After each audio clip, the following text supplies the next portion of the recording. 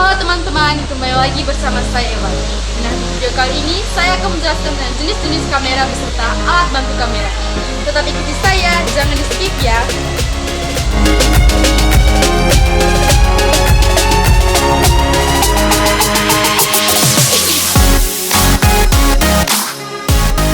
Yang pertama adalah kamera mirrorless. Kamera mirrorless dapat ringkas menjadi kamera yang tidak memiliki refleks mirror. Tanpa cermin refleks, cahaya dapat langsung melewati lensa dan menuju sensor digital yang ada. Layar bertugas meninjau objek yang hendak Anda potret. Fitur ini cukup berguna untuk fotografer yang ingin menghindari camping. Singkatnya, camping merupakan kegiatan fotografer yang sering melihat kamera berulang-ulang.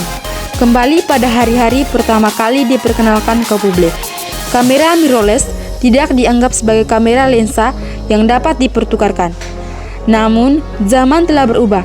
Ada banyak modifikasi dan penyempurnaan untuk jenis kamera ini, sehingga peminatnya bertambah. TLR, Twin Lens Reflex atau kamera lensa kembar. Kamera ini menggunakan dua lensa. Lensa pertama yaitu lensa bagian atas sebagai pengamat view. Lensa kedua bagian bawah sebagai lensa pengambilan gambar atau video. Viewfinder terlihat dari atas kamera. Kamera LOMO atau lomografi.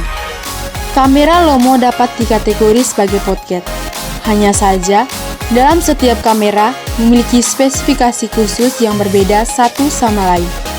Kamera jenis ini banyak digemari kolektor karena hasil yang unik. Kamera LOMO ada banyak tipe seperti wide angle, fish eye, underwater, dan lain-lain.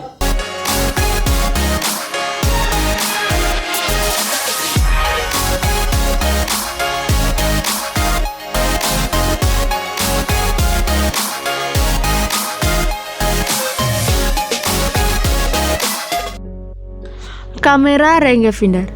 Istilah rangefinder sendiri mengacu pada suatu alat bantu fokus yang terdapat dalam sebuah kamera. Sistem pencarian kamera rangefinder ini tidak melalui cermin pentaprisma seperti DSLR atau SLR. Namun, dengan menyatukan dua buah gambar, satu dari viewfinder dan satu lagi dari lensa, maka jarak fokus pun ditemukan.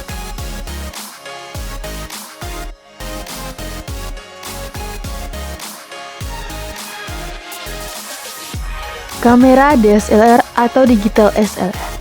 Kamera DSLR mulai muncul dan populer pada tahun 2000. Kamera DSLR ini tidak menggunakan film sebagai media penyimpanan gambar, namun menggunakan semacam memori sebagai penyimpanan data. Adapun kelebihan kamera DSLR yaitu memiliki LCD, hasil kamera dapat dihapus, memiliki jumlah data yang dapat menampung banyak foto, memiliki pengaturan otomatis seperti program, aperture, property, speed property, dan lain-lain. Memiliki fasilitas autofocus, memiliki ISO lebih fleksibel, jumlah titik fokus lebih banyak, teknologi anti-shake, dan lain-lain. SLR, Single Lens Reflex atau kamera lensa tunggal. Dinamakan SLR karena menggunakan cermin pada jalur cahaya yang memantulkan cahaya dari lensa ke prisma penta atau pentaprisma, kemudian dilanjutkan ke mata. Single Lens Reflex atau SLR adalah kamera yang menggunakan sistem tataran lensa jalur tunggal untuk melewatkan berkas cahaya menuju kedua tempat yaitu focal plane dan viewfinder, sehingga memungkinkan fotografer untuk dapat melihat objek melalui kamera yang sama persis seperti hasil fotonya.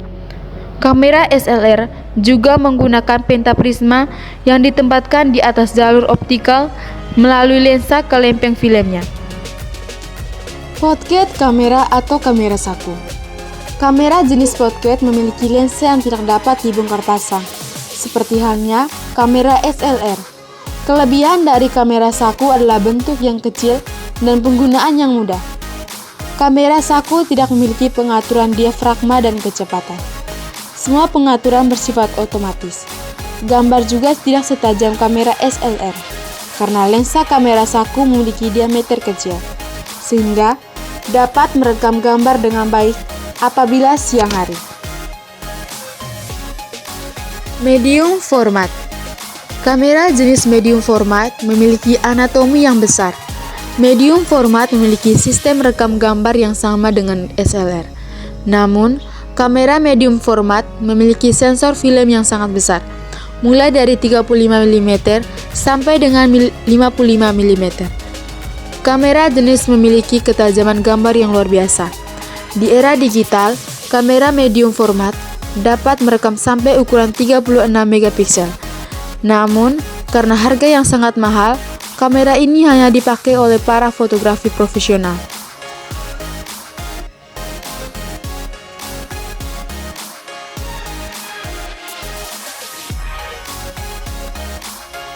Polaroid kamera atau kamera langsung jadi. Kamera Polaroid sangat digemari pada era tahun 70 sampai 80-an. Kamera jenis ini memiliki sistem yang hampir sama dengan portrait kamera. Kelebihannya, foto dapat langsung jadi tanpa ada proses cuci cetak. Menggunakan kertas khusus, namun bahan kertasnya sudah sangat langka. Kamera Polaroid